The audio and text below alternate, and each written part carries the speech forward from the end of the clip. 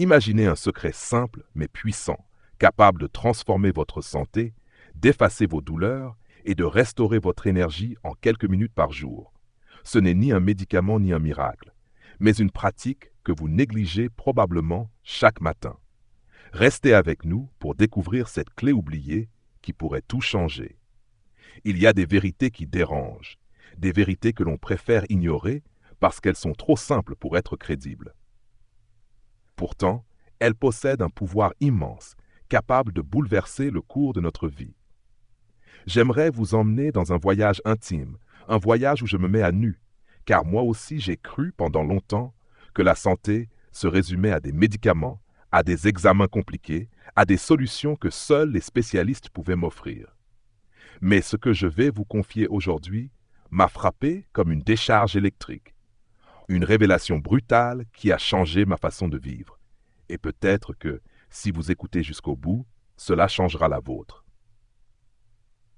Tout a commencé un matin, banal en apparence. J'avais 62 ans et je me suis réveillé avec cette fatigue sourde qui colle au corps comme un manteau de plomb. Mes jambes étaient lourdes, ma mémoire me jouait des tours et chaque geste me rappelait que le temps avait déjà marqué son territoire. Je pensais que c'était normal, que vieillir signifiait s'habituer à perdre, à renoncer peu à peu à la vitalité d'autrefois. Mais ce matin-là, en me regardant dans le miroir, j'ai eu peur. Pas peur des rides, pas peur des cheveux gris, non. Une peur plus profonde, celle de me voir disparaître de l'intérieur, lentement, sans rien pouvoir faire. Et c'est alors que tout a basculé. Un ami, médecin à la retraite, m'a murmuré une phrase qui m'a bouleversé. Ce ne sont pas les grandes révolutions qui prolongent la vie, mais les petits gestes répétés chaque jour. Au début, j'ai ri. Comment de simples habitudes pourraient-elles faire reculer l'ombre des maladies, alléger le poids des ans, ou même redonner de la clarté à mon esprit? Mais plus j'y pensais, plus cette idée m'obsédait. Et si c'était vrai? Et si la clé ne résidait pas dans les solutions compliquées, mais dans ces détails que nous négligeons parce qu'ils semblent trop évidents, trop banals? Alors, j'ai commencé à chercher. Et ce que j'ai découvert m'a choqué. Des études scientifiques menées dans les plus grandes universités, des témoignages de personnes âgées ayant retrouvé énergie et lucidité, et même les pratiques de nos ancêtres convergeaient toutes vers une même vérité. Il existe des habitudes simples, accessibles à tous, capables non seulement de protéger notre cœur et notre cerveau, mais aussi de réveiller cette force vitale que nous croyons perdue après un certain âge. Imaginez un instant. Une simple gorgée d'eau au lever, un pas rapide dans les rues de votre quartier, 10 minutes de respiration profonde, ou encore la fraîcheur revigorante de l'eau froide sur votre peau. Rien d'extraordinaire en apparence, et pourtant ces gestes déclenchent une cascade de réactions dans le corps. Le sang se fluidifie, le cœur se soulage, les neurones s'illuminent, les hormones se rééquilibrent. C'est comme si le corps, que nous pensions usé, retrouvait soudain la mémoire de sa jeunesse. Je me souviens encore de la première fois où j'ai appliqué ces conseils. Ce n'était pas facile. J'étais sceptique, incrédule, presque moqueur. Mais très vite, les changements sont apparus. Mon esprit était plus clair le matin, ma tension artérielle se stabilisait, et même mes proches me disaient que j'avais l'air plus léger, plus vivant. Et je me suis demandé, combien d'entre nous passent à côté de ce trésor par simple ignorance ou par manque de foi en ce qui semble trop simple? Si je vous raconte tout cela aujourd'hui, c'est parce que je ne veux pas que vous fassiez la même erreur que moi, celle de croire que vieillir, c'est forcément décliner. Non. Vieillir peut être une renaissance, si l'on choisit d'adopter ces petites habitudes qui deviennent des piliers invisibles de notre santé. Je vais vous dévoiler ces 6 habitudes, mais je vous demande une chose. Gardez l'esprit ouvert, même si cela vous paraît trop évident. Ce que vous allez entendre n'est pas une promesse vide. C'est le fruit d'années de recherche, d'expériences vécues et de vérités que l'on préfère souvent taire, parce qu'elles sont trop dérangeantes pour ceux qui profitent de nos maladies. Restez avec moi, car vous pourriez bien découvrir que la jeunesse n'est pas une question d'âge, mais une question de choix. Et je vous le dis avec tout le poids de mon expérience. Si vous vous engagez à appliquer ces gestes simples, votre corps, votre esprit et même votre âme vous remercieront. Avant d'aller plus loin, je vous invite à soutenir cette chaîne. Abonnez-vous dès maintenant, activez la cloche et laissez un commentaire. Votre soutien est précieux pour que je puisse continuer à partager avec vous ces vérités cachées, ces secrets qui peuvent transformer vos années de maturité en années de vitalité et de clarté. Et pour commencer à réfléchir ensemble, je vous pose une question. Selon vous, qu'est-ce qui détruit le plus vite la santé après 60 ans? A. L'accumulation de stress et de mauvaises habitudes quotidiennes. B. Le simple fait de vieillir, inévitable et irréversible. Écrivez votre réponse en commentaire A ou B et dites-moi pourquoi vous l'avez choisi. Je suis impatient de lire vos réflexions. Je vais vous emmener encore un peu plus loin dans ce voyage, en entrant dans le concret, dans ce que j'appelle les fondations de la santé. Car il ne suffit pas de prendre conscience que le temps nous échappe si nous ne faisons rien. Il faut aussi agir, même par de petites choses. Je vais vous parler de 2 habitudes en particulier, si simples qu'on pourrait les mépriser, mais qui, lorsqu'elles sont pratiquées avec constance, deviennent des piliers capables de soutenir une vie entière. L'hydratation du matin et la marche rapide quotidienne. Je me souviens parfaitement du jour où j'ai décidé d'expérimenter l'eau comme premier geste du matin. Ce n'était pas une résolution héroïque, ni un pari fou. C'était simplement un essai, presque par curiosité. La veille, j'avais lu une étude qui expliquait que, pendant la nuit, notre corps se dessèche lentement. Nous perdons de l'eau par la respiration, par la sueur, par les processus internes qui ne s'arrêtent jamais. Et le matin, quand nous ouvrons les yeux, nous sommes déjà en dette. Pas une dette d'argent, mais une dette d'eau, invisible et sournoise, qui pèse sur chaque cellule. Je m'étais reconnu dans cette description. Ces réveils lourds, cette impression que ma tête était engluée, que mes pensées avançaient au ralenti. Alors, le lendemain, j'ai rempli un grand verre d'eau à température ambiante et je l'ai bu d'un trait. À ce moment précis, je n'ai pas ressenti de miracle. Mais au bout de quelques jours, j'ai remarqué un changement subtil, comme une lumière qui s'allume doucement derrière un rideau. Le brouillard mental du matin commençait à se dissiper plus vite. Ma digestion, souvent lente et pesante, semblait s'alléger. Et surtout, cette tension artérielle qui m'inquiétait depuis longtemps montrait des signes d'apaisement. C'était comme si mon cœur, soudain, travaillait moins en force, retrouvant un rythme plus naturel. En creusant davantage, j'ai compris que l'eau, si banale en apparence, est un carburant premier pour le cerveau. Privé d'hydratation, il tourne à vide. Avec elle, les connexions s'aiguisent, la mémoire se réveille, la concentration se reconstruit. J'ai même découvert que certains chercheurs avaient prouvé que boire de l'eau dès le matin réduisait le risque de certaines maladies chroniques, en particulier celles qui frappent après 60 ans. Tout cela à portée de main, sans ordonnance, sans coût, seulement avec la discipline de tendre la main vers un verre d'eau avant le café. Mais l'eau seule ne suffit pas. Le corps a besoin de mouvement, et ce besoin devient vital quand l'âge avance. Pendant longtemps, j'ai cru que le sport appartenait aux jeunes, que courir ou transpirer n'avait plus de sens une fois passé la soixantaine. Quelle erreur! Ce que j'ai découvert, c'est qu'il n'est pas nécessaire de courir un marathon ni de fréquenter une salle de sport. Il suffit de marcher, mais pas n'importe comment. Marcher d'un pas décidé, rapide, assez pour sentir le cœur s'accélérer, sans s'essouffler au point de devoir s'arrêter. Une marche consciente, quotidienne, comme une conversation intime entre soi et son corps. J'ai commencé par 10 minutes. Je sortais de chez moi, je descendais la rue, j'écoutais le bruit de mes pas sur le trottoir. Au début, mes jambes protestaient, mes articulations grinçaient, et je me demandais si je ne forçais pas trop. Mais, semaine après semaine, quelque chose s'est transformé. Mon souffle s'est fait plus ample, mon sommeil plus profond, ma peau plus lumineuse. Et surtout, mon esprit, lui, s'est éclairci. La marche n'est pas seulement un exercice physique, c'est une méditation en mouvement, une manière de faire circuler le sang et les pensées, de libérer ce poids invisible qui nous écrase parfois.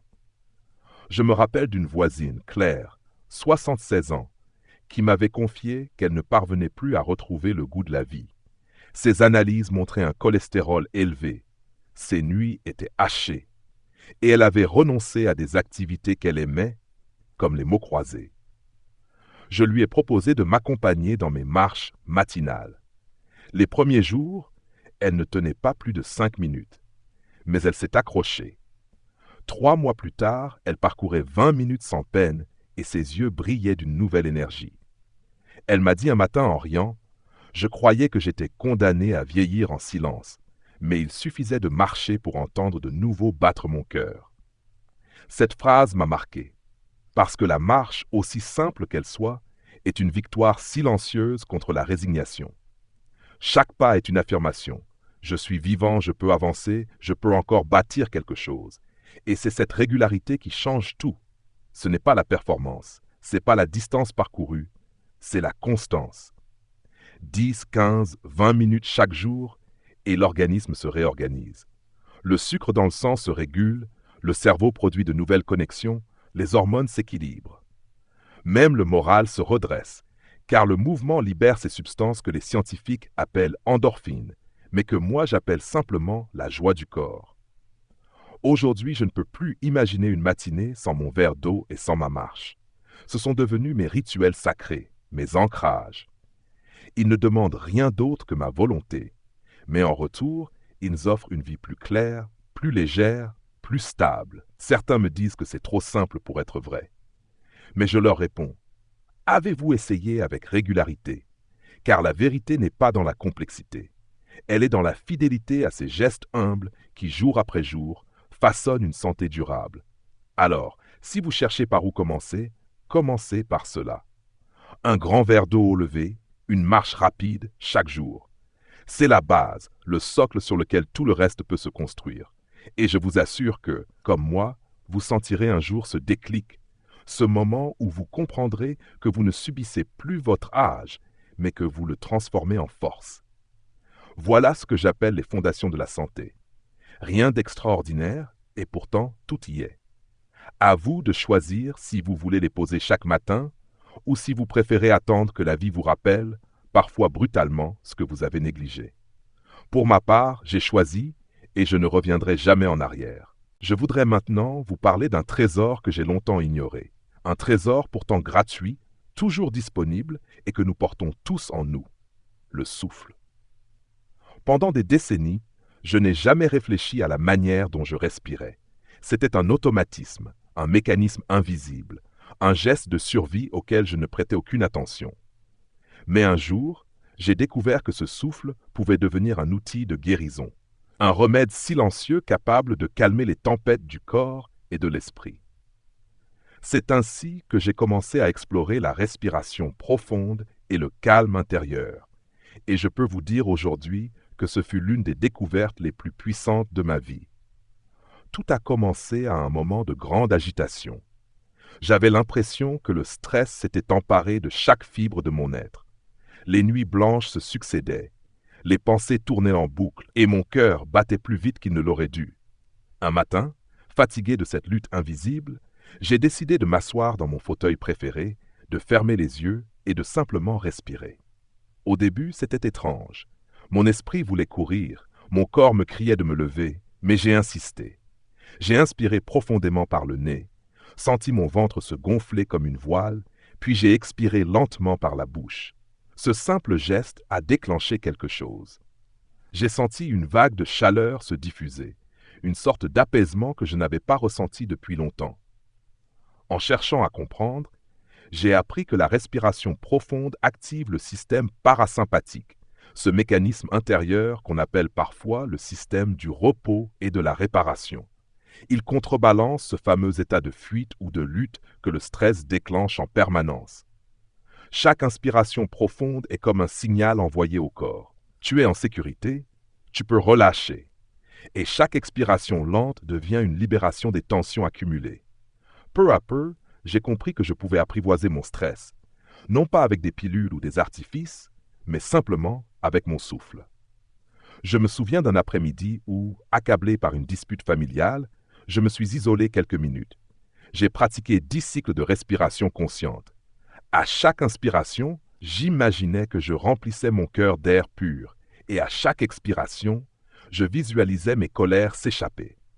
Quand je suis ressorti de la pièce, les mots qui me brûlaient la langue quelques minutes plus tôt n'avait plus la même force. J'avais retrouvé une sérénité qui me permettait d'écouter, de comprendre, de répondre avec douceur au lieu de réagir avec violence. Ce jour-là, j'ai compris que la respiration profonde n'était pas seulement un outil pour calmer le corps, mais aussi une arme pour préserver nos relations et notre paix intérieure. Au fil du temps, cette pratique s'est enrichie d'une autre dimension, la pleine conscience, ou ce que j'appelle le calme intérieur. S'asseoir, fermer les yeux et simplement observer ses pensées sans les juger. Au début, c'était un combat. Mon esprit produisait une avalanche d'images, de souvenirs, de regrets, de projets. Mais avec patience, j'ai appris à les laisser passer, comme on regarde défiler les nuages dans le ciel. Je ne cherchais plus à arrêter mes pensées, mais à leur donner moins de pouvoir. Et cette distance, cette capacité à ne pas me laisser happer, m'a apporté un immense soulagement. Je ne suis pas le seul à en avoir fait l'expérience. Un ami, François, veuf depuis plusieurs années, m'a confié qu'il vivait dans une angoisse permanente. Sa tension artérielle était instable, son humeur sombre, et il s'isolait de plus en plus. Je lui ai parlé de la respiration profonde. Il a commencé par 5 minutes chaque matin.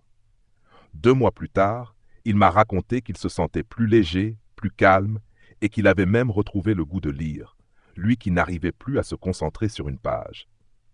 Ce témoignage m'a profondément ému, car il montrait que ce simple geste pouvait redonner envie de vivre, même quand on croit que tout est perdu. Il est fascinant de constater à quel point la science elle-même rejoint cette sagesse. Des études ont démontré que la respiration diaphragmatique réduit le taux de cortisol, cette hormone du stress qui use notre organisme. D'autres ont montré qu'elle améliore la variabilité cardiaque, un indicateur précieux de la santé du cœur. Et certaines recherches vont encore plus loin. Elles suggèrent que cette pratique stimule le nerf vague, ce fil invisible qui relie le cerveau, le cœur et les intestins, favorisant une meilleure digestion, une régulation de la tension et un sommeil réparateur. Je peux dire sans hésiter que cette discipline m'a sauvé plus d'une fois. Quand les douleurs articulaires se réveillent, quand la solitude se fait trop lourde, quand l'avenir semble incertain, je reviens toujours à mon souffle. Il est mon refuge, mon ancrage. Dans ces moments, je ferme les yeux, j'inspire lentement, j'expire plus longuement encore, et je sens mes cellules se calmer, mes muscles se détendre, mon cœur reprendre son rythme. C'est comme si j'offrais à mon corps la permission de guérir, à mon esprit la permission de se reposer. Avec le temps, j'ai instauré de véritables rituels. Chaque matin, après mon verre d'eau et ma marche, je prends 10 minutes pour respirer. C'est devenu un rendez-vous sacré avec moi-même. Parfois, je m'installe près d'une fenêtre ouverte et je laisse l'air frais remplir mes poumons. Parfois, je mets une musique douce pour accompagner mon souffle.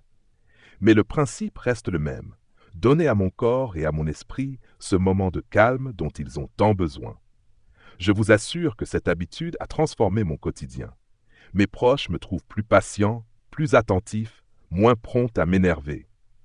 Moi-même, je me sens plus résilient face aux imprévus. Les difficultés ne disparaissent pas, mais je les aborde différemment, avec plus de clarté et de stabilité. Et cela n'a rien d'un miracle. C'est simplement la puissance d'un souffle retrouvé, la magie d'un calme intérieur cultivé jour après jour. Alors, si je devais vous donner un conseil, ce serait celui-ci. Prenez le temps, chaque jour, de respirer consciemment. Ne laissez pas ce geste essentiel se réduire à un automatisme. Faites-en une pratique, un rituel, un art de vivre. Vous découvrirez peut-être comme moi que dans le silence d'une respiration profonde se cache la force la plus simple et la plus extraordinaire qui soit, celle de se réconcilier avec soi-même et de se sentir enfin en paix. Je vais vous confier une expérience qui, au départ, me paraissait insensée. Toute ma vie, j'ai cherché le confort, l'eau chaude de la douche le matin, les couvertures bien épaisses en hiver, les vêtements douillets qui isolent du froid. Comme beaucoup de gens de ma génération, j'associais le confort à la sécurité, et je pensais que fuir le froid était une manière naturelle de me protéger. Pourtant, j'ai découvert que le froid, loin d'être un ennemi, pouvait devenir un allié puissant, presque un professeur silencieux, capable de réveiller des forces insoupçonnées en moi. C'est en apprenant à m'exposer à l'eau froide que j'ai compris à quel point le corps humain possède une capacité d'adaptation extraordinaire. Et comment ce petit rituel a pu transformer mon énergie, ma santé et même ma manière de voir la vie. Je me souviens très bien de la première fois. C'était un matin de janvier, le ciel de ma ville était gris et l'air piquant. On m'avait parlé des bienfaits d'une douche froide, mais rien que l'idée me faisait frissonner. J'ai ouvert le robinet, laissé l'eau chaude couler, puis j'ai eu ce réflexe. Tourner légèrement vers le froid. J'ai hésité longtemps, le cœur battant, puis j'ai plongé mes bras, mon visage et ma poitrine sous cette eau glacée. La sensation fut brutale, comme un choc électrique parcourant tout mon corps. J'ai eu envie de fuir, de couper l'eau, de revenir à la tiédeur rassurante. Mais je suis resté, ne serait-ce que 30 secondes. Quand je suis sorti de la douche, je tremblais certes, mais je me sentais incroyablement vivant. Mon cœur battait fort, mes poumons semblaient s'être ouverts, et mon esprit était d'une clarté que je n'avais pas connue depuis longtemps. Ce que j'ai ressenti ce matin-là, ce n'était pas seulement un frisson, c'était une renaissance. L'eau froide avait réveillé mes sens engourdis. Et plus encore, elle avait réveillé mon courage. Car se confronter au froid, c'est aussi accepter de sortir de sa zone de confort, de traverser un inconfort momentané pour accéder à un bien-être plus profond. Chaque fois que j'ai répété cette expérience, j'ai eu la même impression, une secousse brève suivie d'un apaisement durable. En approfondissant mes recherches, j'ai compris ce qui se passait à l'intérieur de moi. Le froid provoque d'abord une contraction des vaisseaux sanguins, puis une dilatation lorsque le corps se réchauffe. Ce simple mécanisme stimule la circulation, irrigue mieux les organes, soulage les articulations. J'ai appris aussi que cette exposition active la graisse brune, un type de tissu qui brûle de l'énergie pour produire de la chaleur. Pour quelqu'un comme moi, qui luttait contre la lenteur du métabolisme et la prise de poids liée à l'âge, c'était une découverte fascinante. Plus encore, le froid libère de la noradrénaline, une hormone qui améliore l'humeur, réduit l'inflammation et aiguise la vigilance. En d'autres termes, ce choc glacé de médicaments naturels, gratuits, accessibles à tous. J'ai rencontré Gloria, une amie de longue date, qui souffrait de douleurs articulaires depuis des années. Elle n'arrivait plus à monter les escaliers sans grimacer. Quand je lui ai parlé de l'eau froide, elle a éclaté de rire, croyant à une plaisanterie. Mais un jour, poussée par la curiosité, elle a essayé d'ajouter 30 secondes de froid à la fin de sa douche. 2 semaines plus tard, elle m'a avoué qu'elle se sentait plus légère, que ses articulations étaient moins raides le matin et qu'elle avait retrouvé une énergie nouvelle. Ce n'était pas un miracle, mais un simple rappel que notre corps est conçu pour s'adapter, pour se renforcer face aux petites épreuves. Au fil des mois, j'ai instauré un rituel. Chaque matin, je commence ma douche avec de l'eau tiède, puis je termine avec une minute d'eau froide. Au début, c'était une épreuve. Aujourd'hui, c'est devenu une habitude dont je ne peux plus me passer.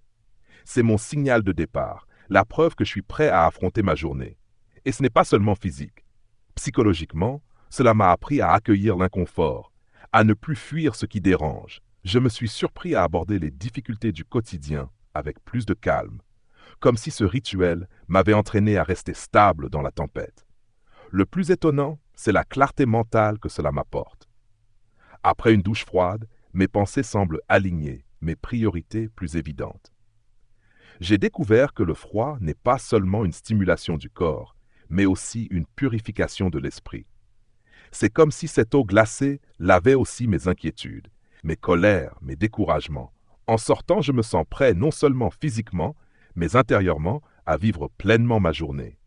Je sais que beaucoup hésitent, que l'idée paraît insupportable. Moi aussi, je résistais. Mais je peux vous assurer que ce n'est pas la durée qui compte. 10 secondes suffisent pour commencer, puis 20, puis 30. L'important, c'est la régularité, pas la performance. Et chaque fois, votre corps devient un peu plus fort, un peu plus résilient. C'est comme une conversation silencieuse avec soi-même. Oui, c'est difficile, mais je tiens, je reste et j'en sors grandi. Aujourd'hui, je regarde autour de moi et je constate à quel point nous avons cherché à éliminer tout inconfort de nos vies. Les maisons chauffées, les vêtements techniques, les couvertures électriques, tout est conçu pour nous protéger du froid. Mais à force de nous enfermer dans cette bulle de confort, nous avons perdu une part de notre force intérieure. Le froid, en réalité, n'est pas notre ennemi. Il est un rappel de ce que nous sommes capables d'endurer, de dépasser, de transformer en énergie. Je n'aurais jamais pensé dire cela un jour, mais je remercie le froid. Car il m'a appris que la vitalité n'est pas une question d'âge, mais une question de stimulation. Ce n'est pas en fuyant les petits défis que nous restons jeunes, mais en les affrontant, en acceptant de nous laisser surprendre par ces forces élémentaires qui nous traversent. L'eau froide est devenue mon allié, ma compagne du matin, celle qui me ramène à moi-même, qui me rappelle que je suis encore vivant, vibrant, capable. Si je partage cela avec vous aujourd'hui, ce n'est pas pour vous convaincre de devenir un héros du froid, mais pour vous inviter à essayer. Juste un instant, une poignée de secondes. Vous découvrirez peut-être, comme moi, que derrière le choc se cache un bien-être inattendu, une clarté nouvelle, un courage que vous croyez perdu. Et ce courage, croyez-moi, est la clé de bien des renaissances. Il m'a fallu beaucoup de temps pour comprendre que la manière dont nous respirons peut transformer notre existence.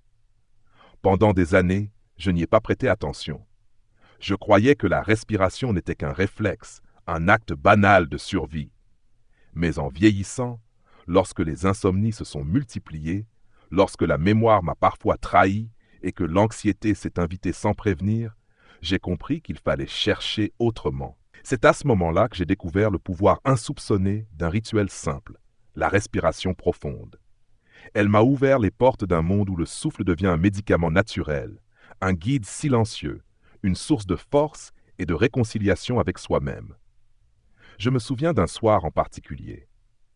J'étais allongé dans mon lit, le regard fixé au plafond, incapable de trouver le sommeil. Mes pensées tournaient comme des chevaux fous. Chaque souvenir douloureux, chaque inquiétude future me revenait en boucle. J'avais déjà essayé des tisanes, des médicaments, même des exercices de relaxation sans grand succès. Ce soir-là, épuisé, j'ai décidé de suivre le conseil de ma fille qui m'avait parlé d'une technique de respiration. Inspirer profondément par le nez pendant 4 secondes, retenir l'air pendant 7, puis expirer lentement par la bouche sur 8 secondes. J'ai trouvé cela absurde au début, presque ridicule, mais je n'avais rien à perdre. Alors j'ai essayé. Les premières respirations étaient forcées, mécaniques. Puis, au fil des minutes, quelque chose a changé. J'ai senti mes épaules se détendre, mon cœur ralentir et une lourdeur bienfaisante envahir mon corps. Ce soir-là, j'ai fini par m'endormir sans même m'en rendre compte. Le lendemain, au réveil, j'ai ressenti une clarté nouvelle, comme si une brume s'était dissipée dans mon esprit. Ce fut le début d'une pratique qui allait transformer mes journées et mes nuits. Peu à peu, j'ai compris que la respiration profonde n'était pas seulement un outil pour trouver le sommeil. Elle agissait comme un régulateur de mon être tout entier. Lorsque je respirais consciemment, je donnais à mon corps un signal de sécurité. Mon système nerveux, souvent en alerte à cause du stress, apprenait à se calmer. Mon esprit, d'ordinaire si agité, retrouvait un silence intérieur.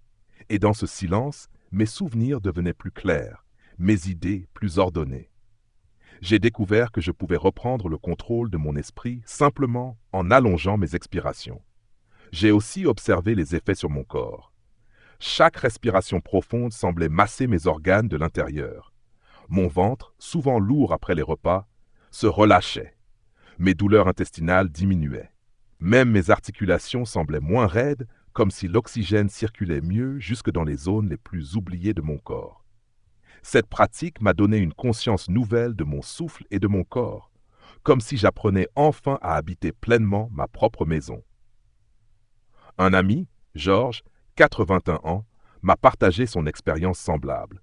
Lui aussi souffrait de perte de mémoire et de troubles du sommeil. Il avait tenté des solutions médicales sans résultat durable. Lorsqu'il a commencé à pratiquer la respiration 4-7-8 chaque matin, il m'a confié que sa mémoire s'était étonnamment améliorée. Il pouvait à nouveau se souvenir de numéros de téléphone, d'adresses, de petits détails qu'il avait tendance à oublier. Il avait retrouvé confiance en lui, comme si sa respiration avait ravivé une partie de lui-même qu'il croyait perdue. Son témoignage a renforcé ma conviction.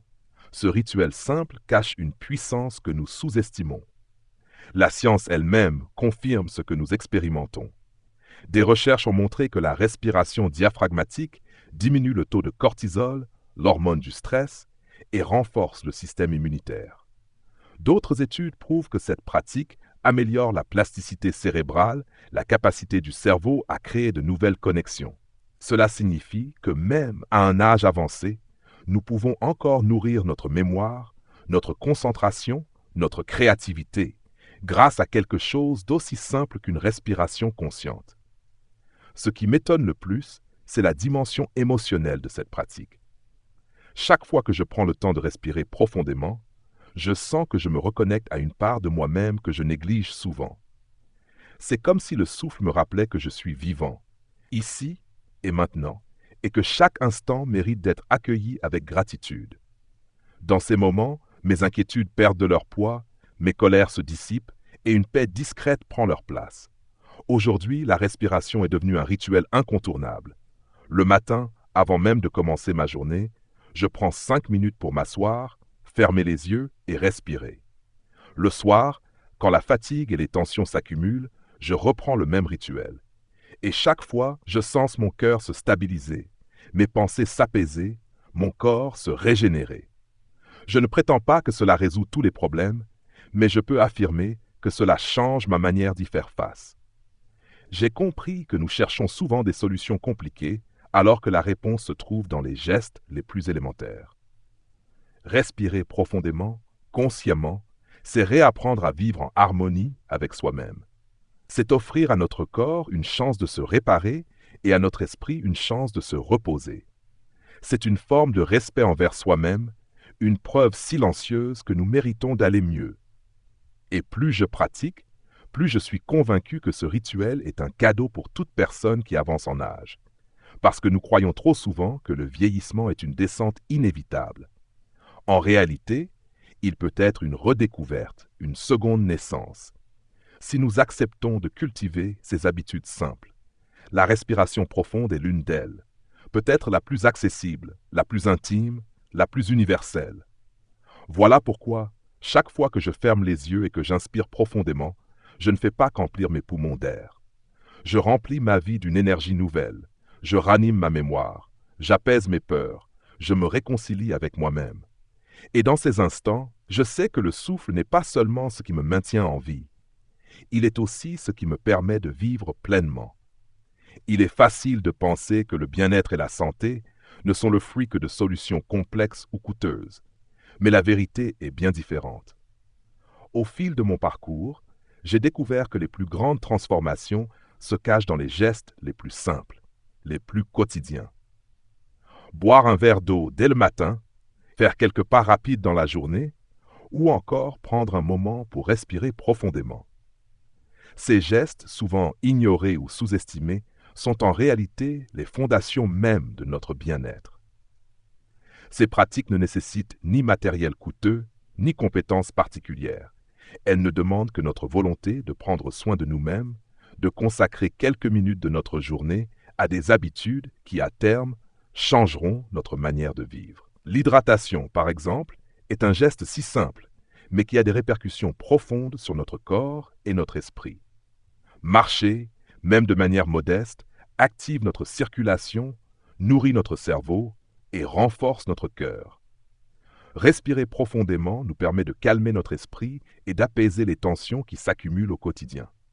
Mais ce que j'ai appris au cours de ces dernières années, c'est que la constance est la clé. Ce n'est pas une action ponctuelle qui fera la différence, mais la répétition régulière de ces gestes simples.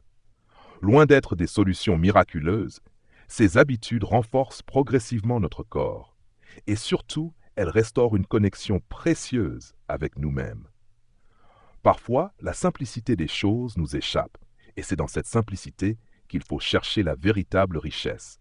À travers ces expériences, j'ai compris qu'il ne s'agit pas seulement d'appliquer ces habitudes pour améliorer sa santé physique, mais aussi de cultiver une discipline personnelle.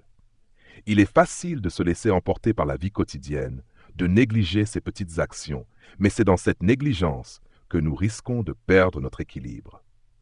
Chaque petit geste compte. Chaque respiration profonde, chaque verre d'eau bu au matin est un pas vers une vie plus sereine et plus pleine. Le véritable apprentissage ici est de comprendre que les grands changements commencent par de petits ajustements dans notre routine. Au lieu de chercher des solutions extraordinaires, pourquoi ne pas commencer par les bases? Pourquoi ne pas rétablir l'équilibre en nous dans les aspects les plus simples de notre vie quotidienne? Le message que je veux vous transmettre aujourd'hui est simple. La santé, la clarté d'esprit, la sérénité, tout cela réside dans des habitudes simples et régulières. Si vous les appliquez avec discipline, si vous persistez à les faire devenir des automatismes, vous constaterez une transformation intérieure qui affectera positivement votre vie. Alors, qu'attendez-vous pour adopter ces habitudes simples et puissantes? Qu'est-ce qui vous retient de prendre soin de vous chaque jour avec de petites actions? Question pour vous. Quelles sont les petites habitudes que vous avez déjà adoptées dans votre vie quotidienne pour améliorer votre bien-être? Comment cela a-t-il affecté votre vie? Partagez votre expérience dans les commentaires pour que nous puissions échanger nos idées et inspirations. Si vous avez trouvé cette vidéo utile, je vous invite à vous abonner à notre chaîne pour ne manquer aucun de nos futurs contenus. Et si vous souhaitez soutenir notre travail et nous permettre de continuer à créer des vidéos inspirantes, pensez à faire un don.